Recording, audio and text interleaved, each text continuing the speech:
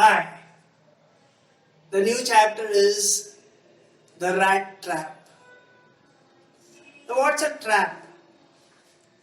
Trap is something where you get in invariably, unknowingly, and then find yourself stuck over there. What happens in a rat trap? It's a trap where cheese, a bait for the rats, is kept, and that tempts these rats into those traps and they get stuck over there. Why do they do this? The food is available at all the places. Why do they move towards the trap? They need to take care of this part because the food at other places requires efforts, whereas this food is available readily, and that's where the rats get into the trap. This chapter basically talks about these things only. This is a story about a rat trap seller who is a vagabond, a tramp, who doesn't have a place to live. He moves around, making the rat traps out of the wires he would find outside the shops, or he will beg from somewhere and then dangle them around the neck and move around, asking for people to buy them. The business was not good. At times he could not sell a single rat trap also. And the way to manage his life was to beg or resort to petty thievery about the food items. This is how he was moving around. At times he did not have anything to do and he used to meditate thinking on single thing, that is the rat traps. And that's where he came up with this particular thought that the whole world is a rat trap. Everybody is trapped in something or the other. Now the baits can be anything. They can be riches, they can be comforts, or for that matter, anything which a person wants without putting in much efforts or is greedy about.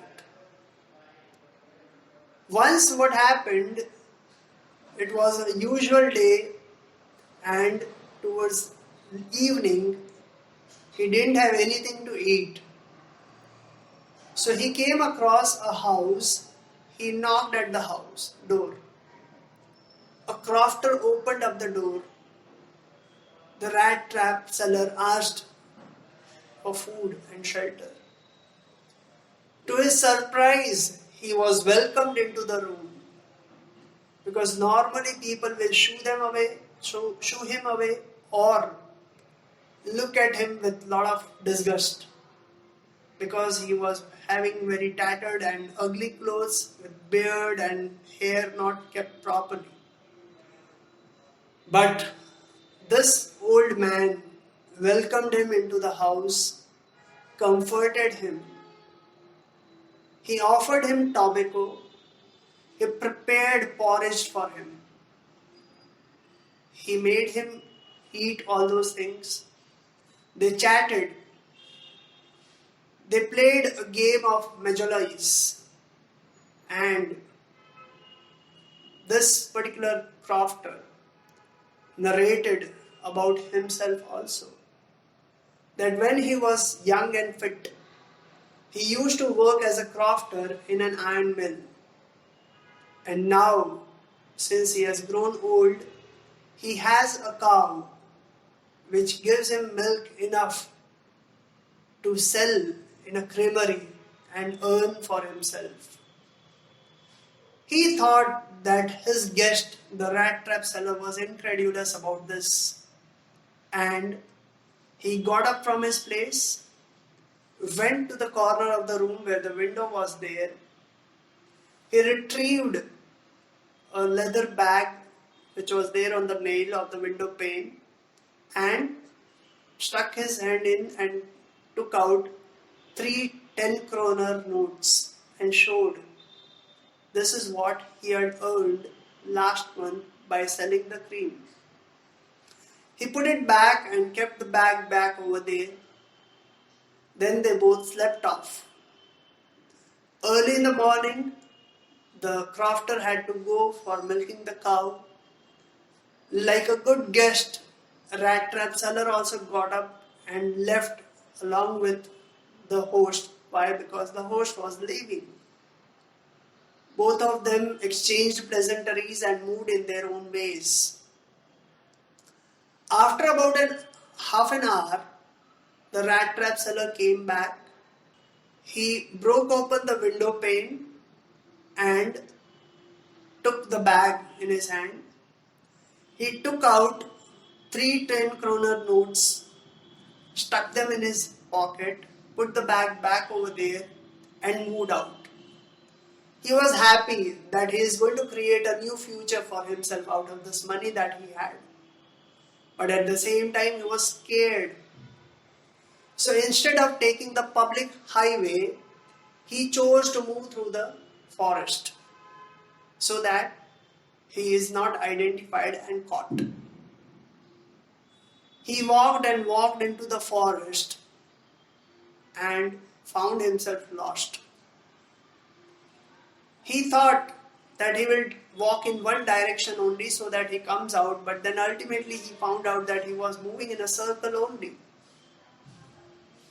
Tired, thirsty, hungry. He didn't have any more energy to move on. The evening was descending. It was the month of December and the weather was turning out to be cold. And he could not walk anymore. He just sat down over there and tried to sleep on the ground.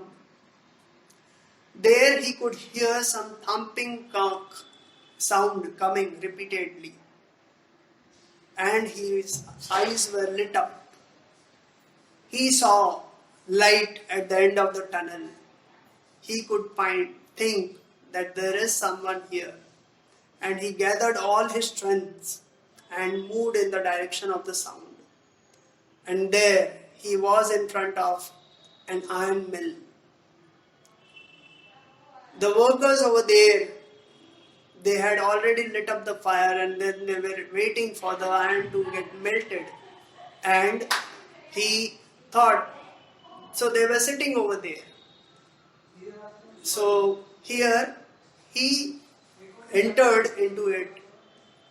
These people were used to see these kind of people over there and they didn't pay much attention to the Rat Trap Seller. He thought, rather than the Rat Trap Seller asked the permission for them to be there near the furnace for the night. And in a very casual and haughty manner, the leader of the workers allowed him to sit there.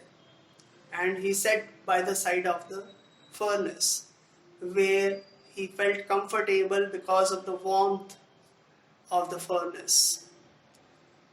Now the iron mill master used to visit the iron mill at odd times because this was in the middle of a forest. He was someone who would never compromise on qualities, and that's why he would come on surprise checks. And it so happened that he came at this point of time. As he entered, he saw this Rat Trap Seller sitting outside the furnace.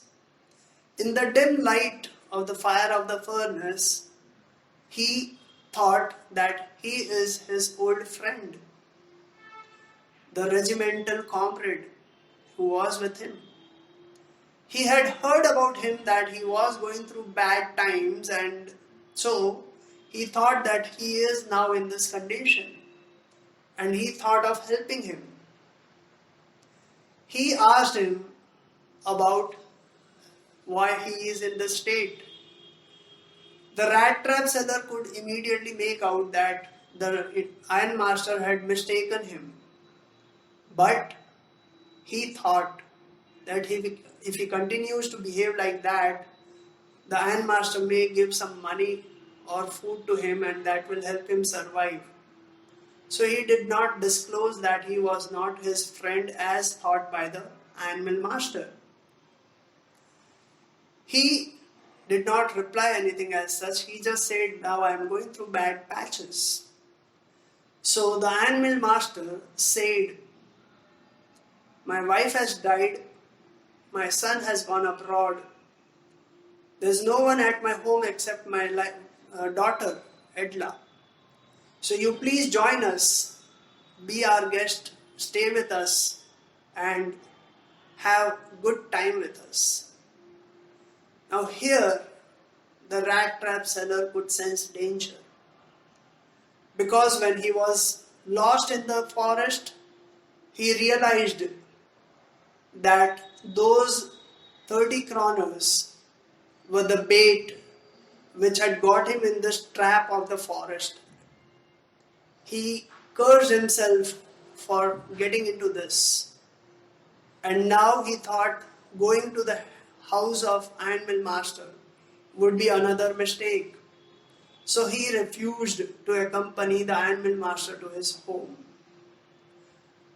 Ironmill master insisted, but then repeatedly the rat trap seller said no. To which ironmill master said, okay, let me see what can be done. And within half an hour of his departure, the horse carriage came with ironmill master's daughter, Edla Williamson. Listen it carefully, it's Edla Williamson, not Williamson. So be careful about this part. Fine, so she came with a request to take this rat trap seller to her home. When she came, she noticed what her father could not, that this rat trap seller was a scared person, and she could make out that either he has stolen something and escaped, or he is a criminal hiding somehow. She did not bother about all these things and she said, be our guest for this Christmas Eve. Be with us. We don't have anybody to celebrate Christmas with. So if you will be with us, we will like it. We will enjoy it. And then you can leave whenever you want. This assurance from Edla made this rat trap seller to believe in her, and he became ready to accompany her. They both came to the home. Early morning, the ironmill master was ready in the dining hall for the breakfast, and he was anxiously waiting for his friend to come, because at night he could not see him properly, and now he had instructed his man to give him a proper bath, shave his beard and had stylized his hair, and he had even given his own suit to him to wear. And shortly a rat trap seller came. When the ironmill master saw him in the broad daylight, he could make out that he is not the friend he had thought. He said that you have cheated me and it will be no harm to hand you over to the sheriff. To which the rat trap seller said, I never said that I'm your friend. Then ironmill master said, you never even said that you are not. Then Edla came forward and she said, okay, let it be.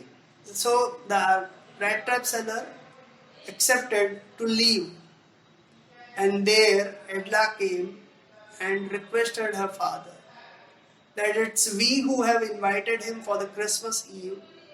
Let him be over here for a while, and after Christmas he may go. To which the iron mill master relented, and the rat trap seller had a breakfast, and then he went for sleep. He didn't disturb them in any of the manners, because after breakfast he slept. Then he was waken up for afternoon meal. He had meal and again he slept off. In the evening he was again woken up for the supper. He had supper and again slept off. So he was not at all any trouble for them.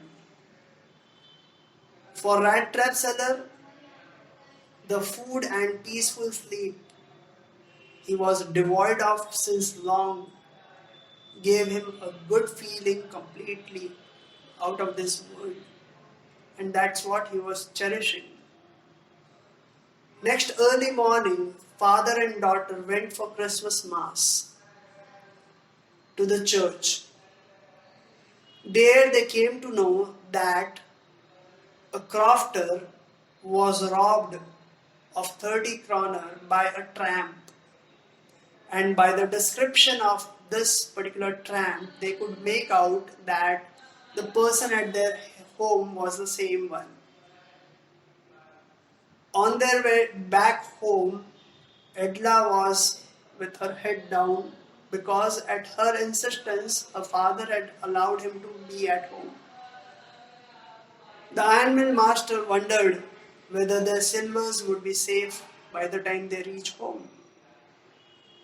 As soon as they reached home, the valet came to open the door of the car, and immediately the iron mill master asked, "Where is the guest?"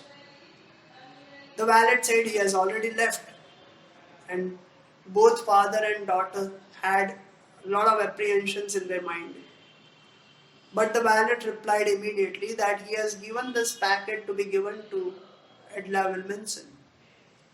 She was very happy to have that. She immediately opened up the packet where she found 3 crumpled notes of 10 kroners each, one rat trap, and a letter. Letter signed as the Comrade Regiment Van Store, which said that the compassionate treatment of Edla Wilkinson had made him realize his mistake, and he is leaving behind these notes to be given to the crofter by the side of the road, and he is going for a new life. Students, this is where the chapter ends, and it speaks volumes about compassion and love. A person can be treated in the best possible manner, and he can be assured of transformed living. We had something similar in 9th standard also, those who have studied in CBSE. Bishop's Candlesticks, where the love and compassion of Bishop turned out to be a blessing and a turning point in the lives of the convict. So, the lesson to learn from this chapter is treat everyone with love, care, and comfort, because everyone is fighting a life.